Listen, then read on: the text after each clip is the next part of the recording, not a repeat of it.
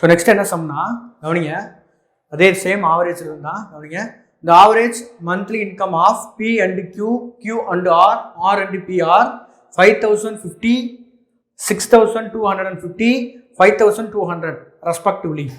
Find the monthly income of P. So முதல்ல சம்மு என்னன்றதை நல்லா தெரிஞ்சுக்கோங்க. ஸோ அப்போ தான் உங்களுக்கு ஆன்சர் பண்ணுறதுக்கு ரொம்ப ஈஸியாக இருக்கும். என்ன கொடுத்துருக்காங்கன்னா ஆவரேஜ் இன்கம் தான் கொடுத்துருக்காங்க. சரிங்களா? மந்த்லியோட அவங்க என்ன கொடுத்துருக்காங்க, ஆவரேஜ் தான் கொடுத்துருக்காங்க. ரெண்டு பேரோட ஆவரேஜ் தான் கொடுத்துருக்காங்க. சரிங்களா? ஆவரேஜ் அமௌண்ட் தான் கொடுத்துருக்காங்க. அதாவது பியோட மந்த்லி இன்கமோ கியூவோட மந்த்லி இன்கமோட ஆவரேஜ் தான் என்னன்னா இந்த 5,050. அதே போல கின்ற ஒரு நபரோட மந்த்லி இன்கமோ ஆர்ன்ற நபரோட மந்த்லி இன்கமோட ஆவரேஜ் தான் என்னன்னா இந்த 6,250. அதே போல ஆரோட மந்த்லி இன்கம் பிளஸ் என்னது இந்த பியோட இன்கம் இருக்கு பார்த்தீங்களா, மந்த்லி இன்கம், அந்த ரெண்டு பேரோட மந்த்லி இன்கமோட ஆவரேஜ் தான் எனக்கு என்னன்னா எனக்கு 5,200. ஸோ இதெல்லாம் கொடுத்துட்டு எனக்கு என்ன கேட்குறாங்கன்னா எனக்கு பிஓட மந்த்லி இன்கம் எவ்வளோ அப்படின்ற மாதிரி கேட்குறாங்க. ஸோ இதுக்கு கான்செப்ட் எழுதுறேன். ஸோ புரியுதான்னு முதல்ல பாருங்க. சரிங்களா? எனக்கு சம்ம எடுத்தோன்னே ஃபுல்லாக நீங்கள் அப்படியே எழுதிட்டே இருக்கக்கூடாது. நான் எப்படி நான் வந்து எழுதுறனோ எதுக்கெல்லாம் வந்து பேனா யூஸ் பண்ணுறோம் அதுக்கு மட்டும் பேனா யூஸ் பண்ணுங்க. சரிங்களா? ஃபர்ஸ்ட் வந்து தேர்ட் சம். சரிங்களா? எனக்கு என்ன கொடுத்துருக்காங்கன்னா கொடுத்தது எனக்கு ஆவரேஜ், நான் சம்மு கண்டுபிடிக்கிறது ரொம்ப இம்பார்ட்டன்ட். சரிங்களா? சம்மு கண்டுபிடிக்கிறது ரொம்ப இம்பார்ட்டன்ட். சம்மு கண்டுபிடிச்சா தான் ஆன்சரே கண்டுபிடிக்க முடியும். ஸோ சம்மு எப்படி சார் கண்டுபிடிக்கலாம் அப்படின்னா சிம்பிள். நான் எழுதுற கரெக்டானு பாருங்க. எனக்கு பி பிளஸ் கியூ அப்படின்னா பியோட மந்த்லி இன்கம் பிளஸ் கியூவோட மந்த்லி இன்கம், இது ரெண்டு பேரோட சம்மு தானப்பா, ஆமா இல்லையா? ஸோ இவங்களோட என்ன கொடுத்துருக்காங்கன்னா இந்த பி பிளஸ் கியூவோட எனக்கு ஆவரேஜ் கொடுத்துருக்காங்க. எத்தனை பேர்? ரெண்டு பேர் தான் அவங்க. ஸோ அது என்ன ஃபார்முலா டக்குன்னு சொல்லுங்க பார்ப்போம். பார்த்துன்னு சொல்லிடலாம் நீங்கள். ஸோ சம்முக்கு என்ன ஃபார்முலா போடலாம் நம்ம? Average into number of terms போடலாமா? Average into number of terms. So இந்த ஃபார்முலா எதுன்னு வந்துச்சு? ஆவரேஜ் ஈக்குவல் என்ன formula? Sum by number of terms. So அதில் இருந்தால் நம்மளுக்கு இந்த கான்செப்ட் வந்துருக்கு. ஸோ டேரெக்டாக போயிட்டேன். ஸோ சம்ஸ் ப்ரீவியஸ் பார்த்தோம், இதில் டேரெக்டாகவே நான் எழுதிட்டேன், அவ்வளோதான். ஸோ இதுலேருந்து பி பிளஸ் கியூ நம்மளால் கண்டுபிடிக்க முடியும். எப்படி கண்டுபிடிக்கலாம்? பி பிளஸ் கியூ என்ன வரும்? பி பிளஸ் கியூட ஆவரேஜ் என்ன, எவ்வளோ அமௌண்ட் எவ்வளோ? 5,050 இன்ட்டு 2. ஸோ எனக்கு எவ்வளோ வரும்? 5,050 இன்ட்டு என்ன வரும்? 5,000 ப்ளஸ் 50 ரூபான்னு பிரிக்கலாம். 5,000 இன்ட்டு 2 என்னது? 10,000 ரூபா. 50 இன்ட்டு 2 100, அப்போ 10,100. சரிங்களா? அதே சிமிலர்ல இதே மாதிரி தான் என்ன கண்டுபிடிக்க போகிறோம்? கியூ பிளஸ் ஆர் கண்டுபிடிக்க போகிறோம். என்ன வரும்? கியூ பிளஸ் ஆர் என்ன இருக்கு? ஸோ கியூக்கும் ஆருக்கும் ஆவரேஜ் அமௌண்ட் என்ன இருக்குன்னா எனக்கு 6,250. ஸோ சம்மு தான் கண்டுபிடிக்கிறேன். ஸோ ஆவரேஜ் அந்த ஆவரேஜ் அந்த 6,250 போட்டேன். இன்ட்டு என்ன பண்ணோம்? ரெண்டு பேர் தான். ஸோ இப்போ என்ன வரும்? 6,250 ரூபா. ரெண்டாலும் மல்டி பண்ணுறோம். இது 6,000 ரூபா ப்ளஸ் 250 ரூபான்னு பிரிச்சுக்கலாம். அப்போ 6,000 இன்ட்டு 2 என்ன வரும்? 12,000 ரூபா. இந்த 250 2 என்ன வரும்? 500 ரூபா. ஸோ இப்போ எவ்வளோ வரும்? 12,500. அதே போல யார் கண்டுபிடிக்கலாம்? இந்த ஆருக்கும் பிக்கும் கண்டுபிடிக்கலாம். ஸோ அப்போலாம் ஆருக்கும் பிக்கு எவ்வளோ இருக்கு? எனக்கு 5,200. ஸோ எனக்கு அவங்களோட ஆவரேஜ் இன்ட்டு 2 போட்டால் அவங்க ரெண்டு பேரோட இன்கமோட அடிஷன் கிடைச்சிடும். அப்போ என்ன கிடைக்கும்? 5,200 இன்ட்டு 2. இது 5,000 ப்ளஸ் 200 ரூபான்னு பிரிச்சுக்கலாம். 5,000 இன்ட்டு 2 10,000 ரூபா. 200 இன்ட்டு 2 அது 400. ஸோ 10,400. சரிங்களா? இப்போ சிம்பிள் நான் செய்யறது கரெக்டானு பாருங்க. நான் இந்த அமௌண்ட் ஃபுல்லாக கூட்ட போறேன். ஸோ கூட்டினா எனக்கு என்ன சார் கிடைக்கும் அப்படின்னா பாருங்க என்ன கிடைக்கும்? இதனால கூட்டுறேன், அம்மாவில் இவ்வளோ தானே கூட்டுறேன். ஸோ அப்போ என்ன இருக்கும்? இங்கே ஒரு பி இங்கே ஒரு பி, அப்போ எனக்கு 2p கிடைக்கும். இந்த சைடு கூட்டுறேன், அப்புறம் இந்த சைடு கூட்டுறேன். அதை பண்ணி வச்சுக்கோங்க. அதே போல் இந்த சைடு கூட நான் வரும், இங்கே ஒரு கியூ இங்கே ஒரு கியூ. ஸோ எனக்கு 2q ப்ளஸ் இங்கே ஒரு ஆர் இங்கே ஒரு ஆர். So 2r. இதெல்லாம் கூட்டினா இதோட கூட்டி ஆன்சர் சொல்லுங்க எவ்வளோ வரும்? எவ்வளோ வரும்? 10,000 ரூபா ப்ளஸ் 12,000 ரூபா, 22,000 ரூபா ப்ளஸ் என்னது 10,000 ரூபா. எவ்வளோ வரும்? 32,000 ரூபா. ஒரு 100 அதெல்லாம் கூட்டுங்க எவ்வளோ வரும்? இது ஒரு 500, இது ஒரு 400, 900, இது ஒரு 100, 1000. ஆல்ரெடி எவ்வளோ வந்துச்சு? 10 ரூபா ப்ளஸ் 12 ரூபா 22 ரூபா 32 ரூபா, அது ஒரு 1000 ரூபா 33,000 ரூபா. ஸோ 33,000 ரூபா. ஸோ இப்படி தான் நம்மளுக்கு தெரிஞ்சதை வச்சு தான் கூட்டணும். இதை பார்த்தோம் நம்பரை பார்த்தோன்னா பயந்துடக்கூடாது, பெரிய நம்பராக இருக்கே அப்படின்னு. சரிங்களா? 100 ரூபாலாம் அடுத்து கூட்டிருக்கீங்க, அவ்வளோதான். சில பேர் என்ன பண்ணுவீங்க? இந்த 0வா கூட்டி கூட்டி கூட்டி எழுதுவீங்க. ஸோ அப்படி கூட உங்கள் வச்சு எழுதிக்கோங்க. ஆனால் சிம்பிளாக பண்ணுறவங்க ஸ்ட்ரக்சர் பண்ணுறவங்க இந்த மெத்தடில் பண்ணிட்டு போயிடுவாங்க. சரிங்களா?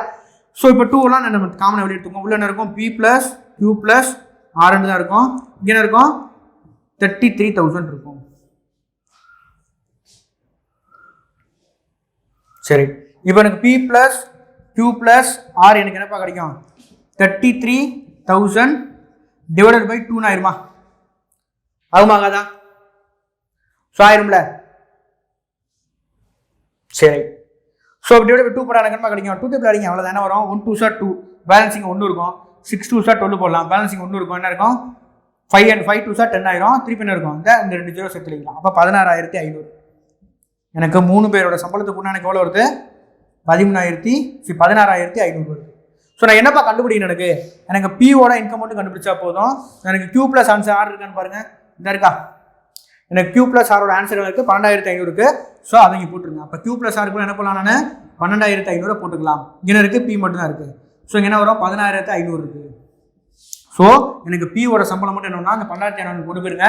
ஸோ 12500 என்ன வரும் எனக்கு பி ஈக்குவல் என்ன வரும் எனக்கு 16500 மைனஸ் என்ன வரும் 12500. ஸோ பியோட இன்கம் என்ன வரும் 16500 வந்து 12500 என்னப்பா வரும் எனக்கு 4000 ரூபா. ஸோ பியோட மந்த்லி இன்கம் எவ்வளோ 4000 rupees. ஸோ இவ்வளோதான்.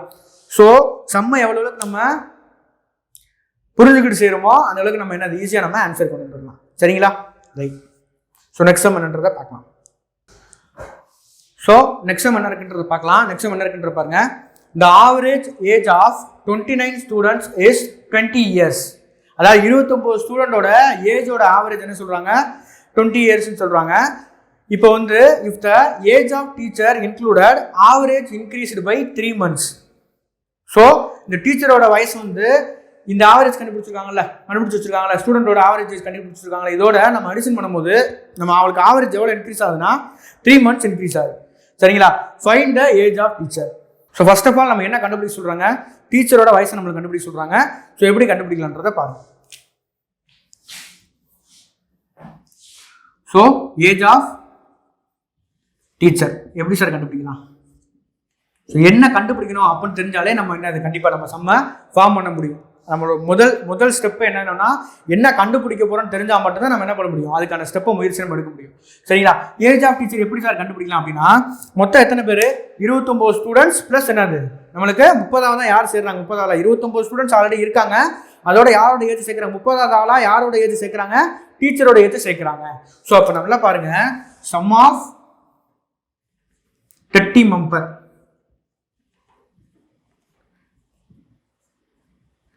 age of 30 member 29 students are 29 students plus 1 teacher. சரிங்களா இதுல இருந்து யாரை கழிக்கலாம்னா sum of age of 29 students நம்ம கழிச்சிட்டோம்னா நம்மளுக்கு யாரோட ஏஜ் கிடைச்சிரும் அதாவது 29 ஸ்டூடெண்ட் கழிச்சிட்டோம்னா மீதி யாரோட ஏஜ் நம்மளுக்கு கிடைச்சிரும் இந்த டீச்சரோட ஏஜ் கிடைச்சிரும். இதுதான் கீ. ஸோ இது எப்படி ஃபார்ம் பண்ணலாம்னா நம்ம என்ன கண்டுபிடிக்க தெரிஞ்சோடனே ஃபார்ம் பண்ணிடலாம். ஸோ ஃபர்ஸ்ட் என்ன பண்ணுறாங்க 29 ஸ்டூடெண்ட் இருக்காங்க அவங்களோட நம்மளுக்கு என்ன கொடுத்துருக்காங்க ஆவரேஜ் கொடுத்துருக்காங்க நம்மளுக்கு ஆவரேஜ் அவங்களோட குவான்டிட்டி கொடுத்தா நம்ம சம்மு கண்டுபிடிச்சிடலாம். அப்போ சம் ஆஃப் இந்த 29 ஸ்டூடெண்ட்ஸ் நம்ம ஈஸியாக கண்டுபிடிச்சிடலாம். சரிங்களா ஸோ அடுத்து என்ன பண்ணுறாங்கன்னா டீச்சரை வந்து டீச்சரோட ஏஜை அந்த ஸ்டூடெண்டோட சேர்க்கும் போது நம்மளுக்கு ஆவரேஜ் எவ்வளோ இன்க்ரீஸ் ஆகுதுன்னா 3 months அதாவது 20 ப்ளஸ் எவ்வளோ இன்க்ரீஸ் ஆகுது ஒரு 3 months கிட்ட ஆவரேஜ் நம்மளுக்கு இன்க்ரீஸ் ஆகுதுன்னு சொல்கிறாங்க. So find the age of teacher கேட்குறாங்க. ஸோ அப்போ நம்ம இது 3 months இன்க்ரீஸ் ஆகும்போது இந்த 20 years ப்ளஸ் இந்த 3 months அடிஷன் பண்ணால் 30 பேர் மொதல் 29 ஸ்டூடெண்ட்ஸ் இருந்தாங்க இப்போ ஆயிடுச்சு டீச்சர் ஆட் பண்ணால் மொத்தம் 30 பேர். அந்த 30 பேரோட அந்த ஏஜோட கூடுதல் நம்மளால கண்டுபிடிக்க முடியும். ஏன்னா ஆவரேஜ் கிடைச்சிருச்சுல நம்பர் வந்து 30 பேர் தானே நம்மளுக்கு டீச்சரை சேர்த்துட்டாங்கன்னா ஸோ ஆவரேஜ் நம்ம ஈஸியாக கண்டுபிடிக்கலாம். ஏன்னா இந்த ஆவரேஜ்லேருந்து 3 மாதம் மட்டும் கூடுது அவ்வளோதான். ஸோ அதை நம்ம ஈஸியாக கண்டுபிடிச்சு நம்ம என்ன பண்ணிக்கலாம் நம்ம சம்மா ஷார்ட் லிஸ்ட் பண்ணிக்கலாம். ஸோ எப்படின்றத பாருங்க. So sum of age of 30 members. So அதை எப்படி சார் கண்டுபிடிக்கலாம் அப்படின்னா ஃபர்ஸ்ட் நான் சம் ஆஃப் என்னது அப்போ எனக்கு ஆவரேஜ் ஆஃப் என்ன வேணும் எனக்கு ஆவரேஜ் ஆஃப் அந்த 30 மெம்பர்ஸ் வேணும் அப்படி தானேப்பா ஆமாம் தானே இன்ட்டு என்ன போட்டுக்கலாம் நான் 30 போட்டுக்கலாம். அதே போல் மைனஸ் எனக்கு இவங்களோட ஆவரேஜ் தெரியுங்களப்பா. ஸோ ஆவரேஜ் ஆஃப் இங்கே என்ன வரும் ஆவரேஜ் ஆஃப் 29 ஸ்டூடெண்ட்ஸ் இன்ட்டு என்ன போட்டுக்கலாம் நம்ம 29 போட்டுக்கலாம். ஸோ எனக்கு தெரியாது என்னன்னா இவர் எனக்கு தெரியாது அது எனக்கு கொடுக்கல. ஸோ அது சார் எப்படி சார் கண்டுபிடிக்கலாம்னு பாருங்க. ஸோ ஆவரேஜ் ஆஃப் 30 மெம்பர்ஸ் எப்படி கண்டுபிடிக்கலாம்னா எவ்வளோ கூடுதுப்பா அவங்களுக்கு என்ன சொல்கிறாங்கன்னா ஆல்ரெடி இருக்குது பார்த்தீங்களா 20 years அதுலேருந்து எவ்வளோ கூடுது 3 months கூடுது அப்படி தானேப்பா 3 months கூடுது. இது எவ்வளோ இருக்குது இயரில் இருக்குது அப்படி தானேப்பா. ஸோ நம்ம எல்லாத்தையுமே இயரில் வச்சா மட்டும்தான் ஏன்னா நம்ம ஆல்ரெடி இங்கே என்ன பண்ணோம்னா இந்த ஆவரேஜ் இருக்குது பார்த்தீங்களா இந்த 29 ஸ்டூடெண்ட்ஸ்க்கு ஆவரேஜ் எதில் இருக்குது, நீங்கள் இயரில் இருக்குது. ஸோ நான் இயரில் தான் போடுவேன். அப்போ நம்ம இதையும் இயரில் போட்டால் மட்டும் தான் உங்களுக்கு ஆன்சர் ஈஸியாக இருக்கும். ஸோ எப்படி சார் இயரில் போடலாம், எனக்கு ஏதாவது ஐடியா கொடுங்க சார் அப்படின்னா சிம்பிள். கவனிங்க, இது 20 முழு நம்பர் அப்படியே இருக்கும். எவ்வளோ கூட்டுதுப்பா? 3 months. 3 months எப்படி இயராக எழுதலாம்? 3 months எப்படி இயராக எழுதலாம்? சிம்பிள். சார் சொல்லி தரேன், கவனிங்க. 1 month ஈக்குவல் டு எத்தனை month? 1 month equal to 1 year equal to எத்தனை மந்த்? 1 year ஈக்குவல் டு எனக்கு 12 month. அப்போ எனக்கு மந்த்தை இயராக மாற்றணும். அப்போ பண்ணுங்க, மந்த்தை எனக்கு இயராக மாற்றினா ஆல்ரெடி சொல்லி கொடுத்துருப்பேன் உங்களுக்கு. ஸோ இங்கே என்ன இருக்கணும், எனக்கு 1 மட்டும்தான் இருக்கணும். அந்த 12 கீழே கொடுத்துருங்க. அப்போ 1/12 மாற்றிடுவேன். ஸோ மந்த்தை இயராக கன்வெர்ட் பண்ணுறதுக்கு டிவைட் பை 12 போடணும். ஸோ அப்போ என்ன வரும், இங்கே 3/12 போட்டுக்கலாம். இப்போ எனக்கு என்ன ஆயிடுச்சு, ஃபுல்லாக இயராக கன்வெர்ட் ஆயிடுச்சு. இதுவும் இயர், இப்போ இதுவும் என்னது இயராக மாறிடுச்சு. ஸோ இது எப்படி கண்டுபிடிக்கலாம் அப்படின்னு பாருங்க. எப்பயும் போல எல்சிஎம் கான்செப்ட் தான். என்ன வரும், 20 × 12. So simple. 12 2s are 24. 24 இந்த 0 அடிஷன் பண்ணிக்கிங்க 240 ப்ளஸ் என்ன வரும், எனக்கு 3 வரும். டிவைட் பை என்ன இருக்கும், எனக்கு 12 இருக்கும். ஏன்னா ஈஸியாகவே இங்கேயே நம்ம சிம்பிளை பண்ணிக்கலாம். இங்கேயும் ஈஸியாக சிம்பிளை பண்ணலாம் பாருங்க. நம்ம இதே நம்ம அடிச்சிடலாம். நம்ம சுற்றி போட்டவில்லை, நம்ம இதே அடிச்சிடலாம். 1 3s are 3. இங்கே என்ன வரும், எனக்கு 4 3s are 12 போட்டுக்கலாம். ரிமைனிங் எனக்கு என்ன இருக்குது, எனக்கு என்ன இருக்குது, 4 தான் இருக்குது. ஸோ 4 20s are 80 ப்ளஸ் என்ன வருங்க, 1 தான் இருக்கும். டிவைட் பை என்ன இருக்குது, எனக்கு 4 இருக்கும். ஸோ 81 டிவைட் பை 4 இயர் நம்மளுக்கு கிடைக்குது. இது என்னது, எனக்கு ஆவரேஜ் ஆஃப் என்னது, எனக்கு 30 members. சரிங்களா? ஸோ இதான் நம்மளுக்கு ப்ராப்ளமாக இருந்துச்சு, நம்ம கண்டுபிடிச்சிட்டோம். ஸோ எப்பயும் போல சம்ம சால்வ் பண்ணலாம். ஸோ என்ன பண்ணுன்றத பாருங்க. ஸோ என்னது ஆவரேஜ் ஆஃப் 13 member என்ன இருக்கு, 81/4 × 30 மைனஸ் ஆவரேஜ் ஆஃப் எனக்கு 29 members என்னப்பா இருக்கு, எனக்கு 20 year இருக்கு. ஸோ 20 × 29. ஸோ அதை நம்ம வந்து சால்வ் பண்ணுவோமா? ஸோ எப்படி சார் சால்வ் பண்ணலாம்? இது 4 டைப்ல அடிச்சு கொடுங்க, அவ்வளோதான். 4 டைப்ல அடிச்சா என்ன வரும், எனக்கு 2 4s are 8. ஸோ மீத 1 இருக்கு, எனக்கு போகாது. அப்படி தானேப்பா? So 24s are 80. பேலன்ஸ் 1 இருக்கும். ஸோ அது போகாது. பாயிண்ட் வச்சுருக்கு நான் 10 ஆயிரும். 2 4s are 8. திருப்பி 2 இருக்கும். ஸோ 5 4s are 20 எனக்கு. திருப்பி பண்ணுங்க, 4 8 1 என்ன போகும், என்னது 20. 4s are 80. பேலன்ஸ் 1 இருக்கும், அது போகாது. ஸோ பாயிண்ட் வச்சு சேர்த்தா எனக்கு 10 ஆயிரும். எனக்கு 2 4s are 8. திருப்பி அகைன் பேலன்ஸ் 2 இருக்கும், அதோட சேர்த்தா 20 ஆயிரும். So 5 4s are 20. சரிங்களா? இப்போ எனக்கு என்ன ஆன்சர் இருக்குன்னா 20.25 × 30 இங்கே இருக்கு. இங்கே என்ன இருக்கு, 29 × 2 என்ன வரும், 58 வரும். ஸோ 58 என்னது, ஒரு 0 சேர்த்துக்கலாம். ஸோ 5 ரைட்டா? ஸோ அப்போ நம்ம இதை மல்டிபிள் பண்ணுவோம். எப்படி சார் மல்டிபிள் பண்ணலாம்? சிம்பிள். பாருங்க, இது எப்படி மல்டிபிள் பாருங்க. இந்த 3 எப்படி எழுதலாம்னா 3 × 10 எழுதலாம். அப்படி தானே? ரைட். அப்போ 3 × 10 என்ன எனக்கு பாருங்க, இந்த 10 நான் இதோட மல்டிபிள் பண்ண எனக்கு என்ன ஆயிருன்னா 202.5. அதாவது பாயிண்ட் வந்து டுவார்ட்ஸ் ரைட் வந்து மூவ் ஆகிடும். அப்போ 202.5 இன்ட்டு எனக்கு என்ன 3 மட்டும் தான் இருக்கும். மைனஸ் 580. சரிங்களா? அகைன் என்ன ரெண்டையும் மல்டிபிள் பண்ணணுமா? ஸோ எப்படி சார் மல்டிபிள் பண்ணலாம்? எப்பயும் போல மல்டிபிள் பண்ணுங்க. என்ன வரும், 202 என்னது பாயிண்ட்டை மறந்துடுங்க, 3 5 3s are 15. பேலன்ஸ் என்னது எனக்கு. ஸோ வெயிட் பண்ணுங்க, 205.3 என்ன வரும், 5 3s are 15. Balance 1 2 3s are 6. 6 + 1 7. 0 தான் வருவாங்க. 2 3s are 6 வரும். ஸோ எனக்கு என்ன வருதுன்னா 607. ஒரு பாயிண்ட் தள்ளி போயிருந்தா 600 நடக்குது, 7.5 கிடைக்குது. மைனஸ் எனக்கு 580. ஸோ இதுலேருந்து நம்ம கழிச்சோம்னா யாரோட ஏஜ் கிடைச்சோம், நம்மளுக்கு டீச்சரோட ஏஜ் கிடைச்சிடும். ஸோ அதை எப்படி சார் கண்டுபிடிக்கலாம்? சிம்பிளாக கண்டுபிடிங்க. எனக்கு என்ன இருக்கு, 607.580.0. ஸோ கழிச்சா என்ன வரும், 60 left 8% என்ன வரும், எனக்கு 27 வருமா? So 27.5 years. இது யாரோட ஏஜ்? ஸோ டீச்சரோட ஏஜ் எனக்கு என்ன வருது, 27.5 years. சரிங்களா? ஸோ இதெல்லாம் வந்து என்ன பார்த்தீங்கன்னா, இதெல்லாம் வந்து நம்ம அப்ளிகேஷன்ஸ். ஸோ இதெல்லாம் வந்து என்னன்னா பேசிக் சொல்கிறதுக்காண்டி தான் இவ்வளோ ஸ்டெப்பு சொல்கிறாங்க. ஸோ போக போக பேனா யூஸ் பண்ணுறது எவ்வளோ கம்மியாக ஆக்கலாம் அப்படின்றத நம்ம போக போக ப்ராப்ளத்தில் பார்க்கலாம். பட் இது பேசிக் கான்செப்ட், நல்லா கவனிச்சுக்கோங்க. எப்பவுமே அடிப்படையாக கற்றுக்கவங்க மட்டும்தான் நிறையா கற்றுக்க முடியும், ஈஸியாக கற்றுக்க முடியும். ஆரம்பத்தில் ஈஸியாக கற்றுக்கிட்டுறது பாசிபிலிட்டிஸ் கிடையாது. ஸோ அடிப்படை என்ன பண்ணியிருக்கோம் அப்படின்ற கான்செப்டை தெரிஞ்சுக்கணும். சரிங்களா? ஸோ நெக்ஸ்ட் சம் நான் என்ன பார்க்க போகிறோம்னா 5th சம். ஸோ என்னென்னு பாருங்கள், சேம் ஆவரேஜ் ப்ராப்ளம் என்ன கொடுத்துருக்கான்னு பாருங்கள். எப்போயுமே சொல்கிற கான்செப்ட் தான். கொஸ்டினை எந்த அளவுக்கு நீங்கள் அண்டர்ஸ்டாண்ட் பண்ணுறீங்களோ ஸோ அந்தளவுக்கு நம்ம சும்மா ஈஸியாக கொண்டு போயிடலாம். சரிங்களா? பாருங்கள், இந்த first 10 overs of a cricket game the run rate was 3.2. இந்த ரன் ரேட் ஒன்றுமே கிடையாது, ஆவரேஜ் கான்செப்ட் தான். சரிங்களா? 10 ஓவருக்கு எவ்வளோன்ற மாதிரி ஆவரேஜ் கண்டுபிடிப்பாங்க. அப்போ 10 ஓவருக்கு எவ்வளோ ஆவரேஜ்னா 3.2ன்னு வச்சுக்கோங்க. அதுக்கடுத்து என்ன கொடுக்குறாங்கன்னா what should be the run rate in the remaining 40 overs. மொத்தம் 50 ஓவர் மேட்ச். சரிங்களா? டு ரீச் த டார்கெட் வந்து எவ்வளோ? எனக்கு 282 ரன்ஸ் அடிக்கிறாங்க அந்த மேட்ச்சில். சரிங்களா? ஸோ இப்படி இருக்கும்போது சம்ம என்னன்ற திருப்பி நான் சொல்கிறேன் கவனிங்க. In the first 10 overs of a cricket game, the run rate was 3.2. What should be the run rate in the remaining 40 overs to reach the target 282 runs? Simple. First 10 ஓவருக்கு அவங்க ஆவரேஜ் கொடுத்துட்டாங்க 3.2 கொடுத்துட்டாங்க. அதுக்கடுத்து அவங்க ரிமைனிங் என்னன்னா 10 ஓவருக்கு run rate கொடுத்துட்டாங்க. அவங்க ரிமைனிங் 40 ஓவர்ஸ் இருக்கு பார்த்தீங்களா, அதுக்கு ரன் ரேட், அது இந்த 40 ஓவருக்கு அந்த ரன்னோட ஆவரேஜ் கேட்குறாங்க. இன்னொன்று ஹிண்ட் என்னென்னு கொடுத்துருக்காங்கன்னா அந்த மேட்ச்லேயே அவங்க அடிக்கிற மொத்த ரன் எவ்வளோ? இந்த 282 ரன், 282 ரன்ஸ். சரிங்களா? ஸோ இதை வச்சு நம்ம செம்ம சால்வ் பண்ணி நம்மளுக்கு ஆன்சர் கண்டுபிடிக்கணும். ஸோ எப்படி கண்டுபிடிக்கணும்னு பாருங்கள். நம்மளுக்கு என்ன வேணுமோ நம்ம அதுக்கு தெரிஞ்சால் மட்டும்தான் நம்ம என்ன பண்ண முடியும், சம்முக்கு போக முடியும். ஸோ என்னன்னு பாருங்க, என்ன கேட்குறாங்க? Run rate for 40 overs. So நான் தான் கண்டுபிடிக்கணும். அப்போ run rate for 40 overs. Run ரேட்னா சார் என்ன சொன்னேன் உங்களுக்கு? அது ஒன்றும் இல்லை, ஆவரேஜ்னு சொல்லிட்டேன். அப்படி தானே? சரி. ஸோ ரன் ஆவரேஜுக்கு நம்மளுக்கு இங்கே என்ன வரணும்? எனக்கு சம் என்ன வேணாமா? அப்போ sum of runs divide by எத்தனை ஓவருக்கு? 40 ஓவருக்கு. So 40 over 12. ஏன்னா ஆவரேஜ் ஃபார்முலா நம்மளுக்கு என்னது? Sum of observations, sum of terms divide by number of terms. இங்கே சம் ஆஃப் ரன்ஸ் டூ என்னது? 40 overs in 40 overs divide by எத்தனை ஓவர்? 40 ஓவர். ஸோ 40 ஓவருக்கு தான் நான் என்ன கண்டுபிடிக்கிறேன்? ஆவரேஜ் கண்டுபிடிக்கிறேன். அதனால டிவைட் பை 40 போட்டுருங்க. இப்போ எனக்கு என்ன வேணும்? எனக்கு சிம்பிள், இந்த sum of runs in 40 overs கிடச்சுன்னா வேலை முடிஞ்சு போச்சு. நம்மளுக்கு என்ன ஹிண்ட் கொடுத்துருக்காங்களோ அதில் இருந்து நம்ம கண்டுபிடிக்க முடியும். ஸோ சம் ஆஃப் ரன்ஸ் எப்படி கண்டுபிடிக்கலாம்? சிம்பிள் பாருங்க, எனக்கு மொத்த ரன் 282 கொடுத்துருக்காங்க. அப்படி தானே?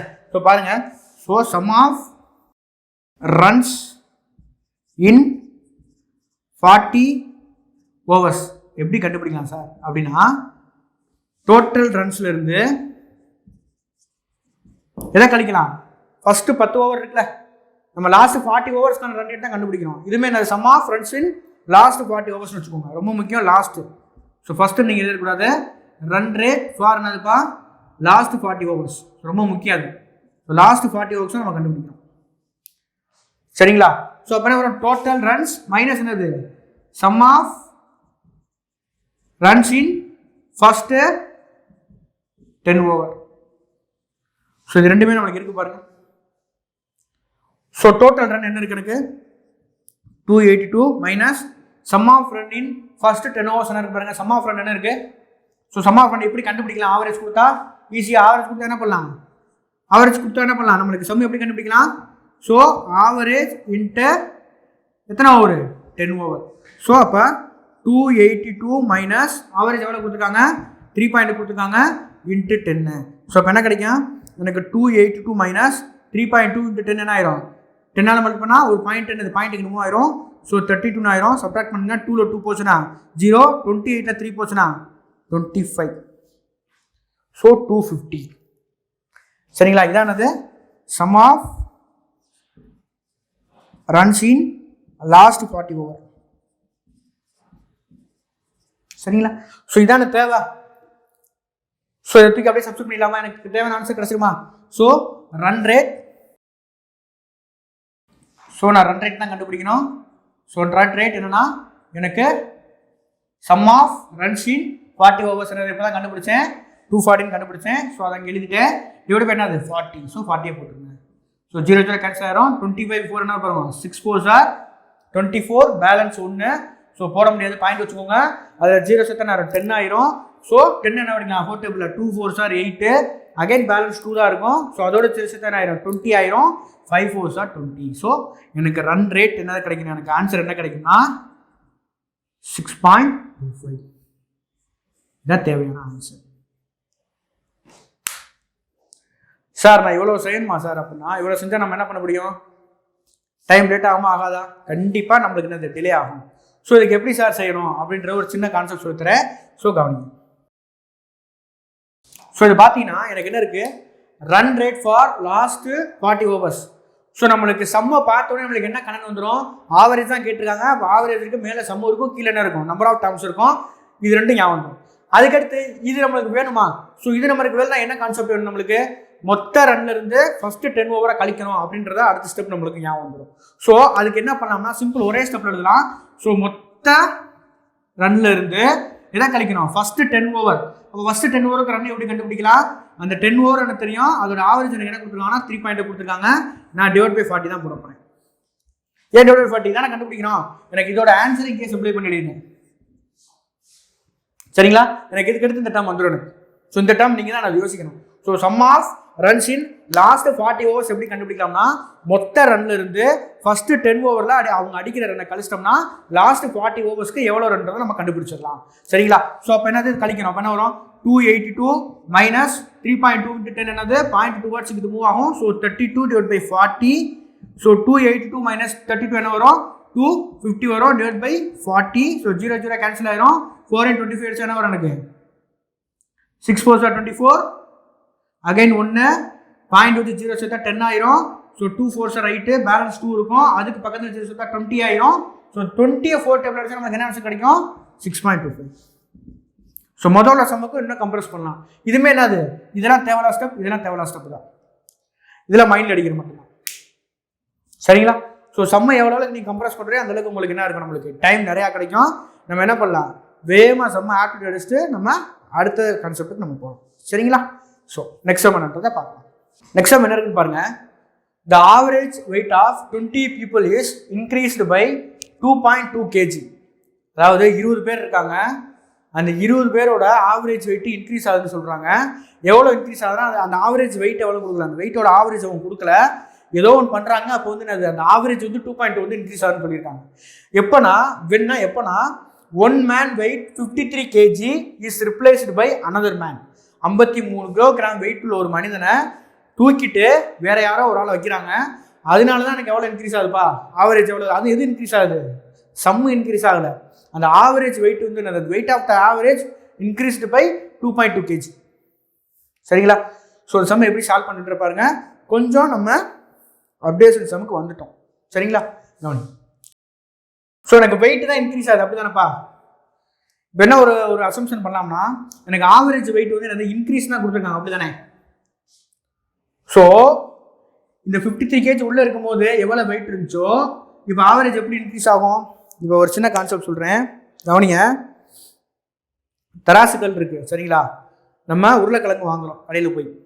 சரிங்களா, இப்போ ஒரு 10 உருளைக்கிழங்கு இருக்குது, அதோட வெயிட் வந்து எவ்வளோ காமிக்குன்னா ஒரு 1000 காமிக்கு வச்சுக்கோங்க. அதில் 1000னா 1 கிலோ. ஸோ 1000 பவுண்ட் காமிக்கு வச்சுக்கோங்களேன். இப்போ என்ன பண்ணுறேன்னா அதுலேருந்து ஒரு பீஸ் எடுக்கிறேன், திருப்பி ஒரு பீஸை வைக்கிறேன். அப்போ அது எவ்வளோ காமிக்கும், ஒரு 1200 காமிக்கு வச்சுக்கோங்க. சரிங்களா, அப்போ நியூ பீஸோட வெயிட்டு 200 கிடையாது. ஸோ நல்லா கவனிங்க, ரொம்ப சிம்பிளாக தான் உங்களுக்கு நல்லா திருப்பி சொல்கிறேன். நம்ம கடையில் போய் நம்ம என்ன வாங்குவோம், காய்கறி வாங்குவோம். நான் இப்போ வந்து நான் உருளைக்கிழங்கு வாங்குறேன்னு வச்சுக்கோங்க. நான் ஒரு 10 உருளைக்கிழங்கு வந்து நான் அந்த தராசில் போட்டுருங்க. ஸோ எனக்கு எவ்வளோ காமிக்குது, 1000 காமிக்குது. ஸோ 1000 கிராம்னா எனக்கு என்னது 1 கிலோகிராம். சரிங்களா, ஸோ அப்போ எனக்கு என்ன பண்ணுறேன்னா ஒரு உருளைக்கிழங்கு எடுத்துகிட்டு இன்னொரு உருளைக்கிழங்கு வைக்கிறேன், திருப்பி எனக்கு எவ்வளோ காமிக்குது, 1200 காமிக்குது. ஸோ அப்போ நான் புதுசாக வச்ச உருளைக்கிழங்கோட வெயிட் 200. இதுக்கான பதில் தெரிஞ்சால் நீங்கள் கரெக்டாக செஞ்சுக்கலாம். ஸோ அது என்னன்னா கவனிங்க, நான் ஆல்ரெடி ஒரு உருளைக்கிழங்கு எடுக்கிறேன்ல, அந்த உருளைக்கிழங்கோட வெயிட்டு ப்ளஸ் நான் இப்போ ஒரு உருளைக்கிழங்கு வந்து புதுசாக போகிறேன்னா அந்த உருளைக்கிழங்கு வெயிட்டு ரெண்டோட டிஃப்ரென்ஸ் தான் அந்த 200. ஸோ அது ரெண்டோட டிஃப்ரென்ஸ் தான் 200. ஒன்று என்ன இருக்குன்னா அது 150 இருந்துச்சுன்னா இது ஒரு 50 கூட இருக்கும், அவ்வளோதான். சரிங்களா, இதில் 150. இப்போ நான் ஒரு உருளைக்கிழங்கு எடுக்கிறேன்ல, அது 150 கிராம் இருந்துச்சுன்னா நான் போகிறனால ஒரு 200 ஆச்சுன்னா ரெண்டு கூட டிஃப்ரென்ஸ் எவ்வளோ, 50. ஸோ அந்த டிஃப்ரென்ஸ் தான், அந்த டிஃப்ரென்ஸ்னால தான் அது எனக்கு 2.2 kg நம்மளுக்கு இங்கே இன்க்ரீஸ் ஆகுது. அதே போல தான் ஒரு 50 கிலோகிராம் இடையில ஒரு மனிதர் இருக்காரு, அவரை எடுக்கிறோம், திருப்பி ஒரு ஆள் உள்ளே போகும்போது எனக்கு என்ன ஆயிருது, எனக்கு 2.2 kg இன்க்ரீஸ் ஆகுது. ஸோ அப்போ 20 × 2.2 போட்டால் எனக்கு அவரோட புது மனுஷரோட வெயிட் கிடச்சிருமா, கிடையாது. ஸோ இந்த சம்மை நான் எப்படி சால்வ் பண்ணுறது பார்த்தா உங்களுக்கு இன்னும் ஈஸியாக புரியும், கவனிங்க. ஸோ எனக்கு என்ன கண்டுபிடிக்கணும் பாருங்க, weight of new man, weight of new man அவங்க தான் கண்டுபிடிக்கணும். ஸோ எப்படி கண்டுபிடிக்கலாம்னு பாருங்க. Simple, increase weight plus weight of old man. ஆரம்பத்தில் ஒருத்தருக்காங்களா 53 kgல, ஸோ அவங்களோட வெயிட்டையும் எவ்வளோ இன்க்ரீஸ் ஆகுது அந்த வெயிட், அது எவ்வளோ இன்க்ரீஸ் ஆகிற வெயிட்டையும் அடிஷன் பண்ணால் நியூமனோட வெயிட் கிடச்சிடும். ஏன்னா நம்மளுக்கு என்ன கொடுத்துருக்காங்கன்னா அவங்க எனக்கு இன்க்ரீஸ் இன் ஆவரேஜ் தான் கொடுத்துருக்காங்க, அதனால இந்த ப்ராப்ளம். ஸோ அப்போ இன்க்ரீஸ் வெயிட் எப்படி கண்டுபிடிக்கலாம்? ஸோ நான் சம்மு தான், அந்த அமௌண்ட் தான் கண்டுபிடிக்கணும். ஸோ அமௌண்ட் கண்டுபிடிக்க என்ன பண்ணுவேன்? ஆவரேஜ் இன்ட்டு ப்ளஸ் இவர் எவ்வளோ இருக்காங்க? 53 இருக்காங்க, ஆமாம் தானே? ஸோ 2.2 இன்ட்டு 20 என்ன வரும்? பாயிண்ட்டுக்கு நேரம் நம்ம இது எப்படி எழுதலாம்? 2 இன்ட்டு 10ன்னு எழுதலாம். இது 2.2 அப்படியே இருக்கலாம். ப்ளஸ் இங்கே என்ன இருக்குது? எனக்கு 53 இருக்குது. ஸோ இங்கே என்ன வரும் பாருங்க, இந்த 2.2 இன்ட்டு 10 எனக்கு என்ன ஆயிரும்? 22 ஆயிரும். இன்ட்டு 2 மட்டும் தான் இருக்கும். ப்ளஸ் இங்கே 53, சரிங்களா? ஸோ 22 இன்ட்டு 2 என்ன வரும்? 44 ப்ளஸ் 53 இருக்குமா? ஸோ நம்மளுக்கு ஆன்சர் என்ன வரும்? எனக்கு 53 ப்ளஸ் 44 என்ன வரும்? எனக்கு 97. பாருங்க, 4 + 3 7, 4 + 5 9. So 97 kg. So weight of new man எனக்கு என்னன்னா, வெயிட் ஆஃப் நியூமன் எனக்கு என்ன வருதுன்னா 97 kg.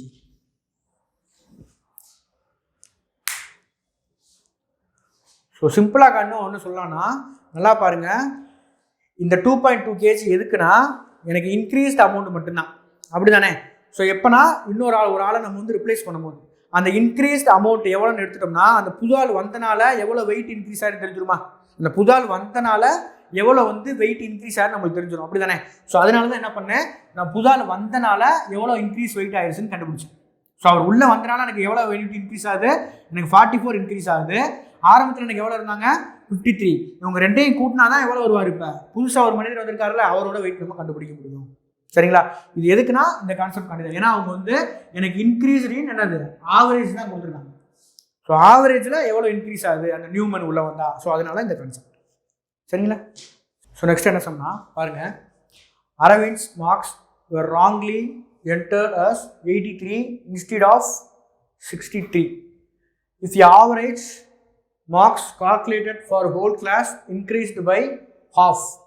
ஸோ இங்கே என்ன இன்க்ரீஸ் ஆகுது? முதல்ல என்ன இன்க்ரீஸ் ஆகுது? ஆவரேஜ் தான் எனக்கு இன்க்ரீஸ் ஆகுது, சரி right. Then find the number of students in the classroom. So என்ன கண்டுபிடிக்க சொல்கிறாங்களா? எனக்கு என்ன கண்டுபிடிக்க சொல்கிறாங்க? ஸ்டூடெண்ட்ஸ் வந்து எவ்வளோ பேர் இருக்காங்க அப்படின்றத கண்டுபிடிக்க சொல்கிறாங்க.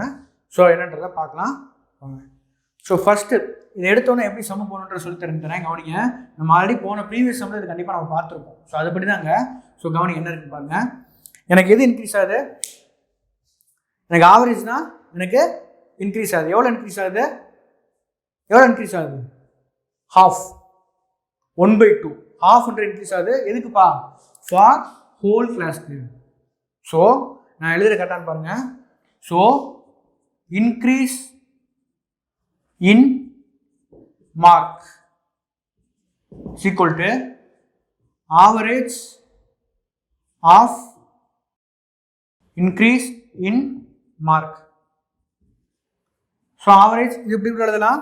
சொல்ல என்ன எழுதலாம்? ஸோ நம்மளுக்கு வந்து மார்க் தப்பாக எழுதுனால எவ்வளோ இன்க்ரீஸ் ஆயிருக்கு, அப்போ இன்க்ரீஸ் ஆவரேஜ் கூட கொடுக்கலாம்.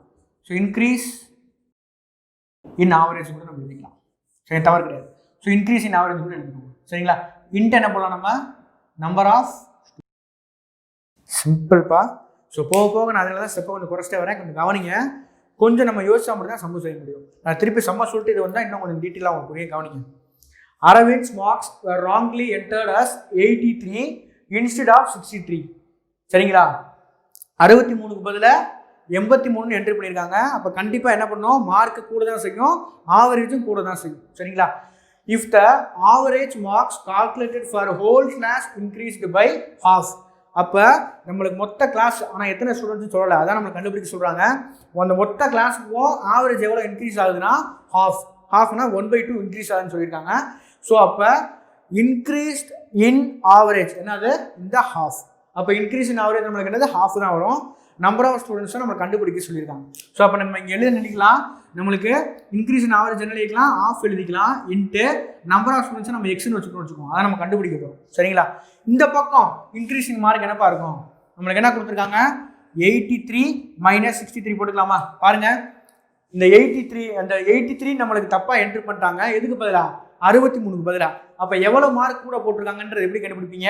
83லேருந்து இந்த 63 சப்ட்ராக்ட் பண்ணால் நம்மளுக்கு ஆன்சர் கிடைச்சிடும். ஸோ 83 - 63 போட்டுரும்.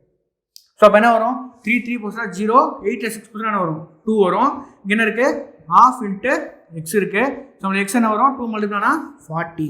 ஸோ டோட்டல் ஸ்டூடெண்ட்ஸ் என்ன வரும் நம்மளுக்கு 40. ஸோ கொஞ்சம் யோசிச்சா நம்ம என்ன ஷார்ட்கட் அடிச்சிடலாம். சரிங்களா? ஸோ நம்மளுக்கு ஏன் வந்து ஃபர்ஸ்ட் ஸ்டெப் இங்கே போயிட்டுனா கீ தான், ஹோல் கிளாஸ், அதாவது டோட்டல் ஆவரேஜில் இன்க்ரீஸ் கொடுத்துருக்காங்க. 2 வேலையை வந்து அது நம்மளுக்கு இன்க்ரீஸ் பண்ணியிருக்காங்க. நம்ம ப்ரீவியஸ் டைமில் பார்த்துருவோம்ல, வெயிட் இன்க்ரீஸ் பண்ணாங்கல்ல. ஸோ சேம் கான்செப்ட் தான். ஸோ அதே மாதிரி தான் இங்கே பண்ணியிருக்கேன்.